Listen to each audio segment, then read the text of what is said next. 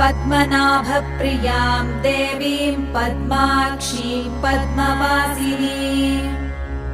पद्मवक्त्रां पद्महस्तां वन्दे पद्मामहर्निशम् पूर्णेन्दुवदनां दिव्यरत्नाभरणभूषितां वरदाभयहस्ताढ्यां ध्यायेच्चन्द्रसहोदरीम् इच्छारूपां भगवतः सच्चिदानन्दरूपिणीम् सर्वज्ञां सर्वजननीं विष्णुवक्षस्थलालयाम् दयालुमनिशं ध्यायेत् सुखसिद्धिस्वरूपिणीम् हरिः ॐ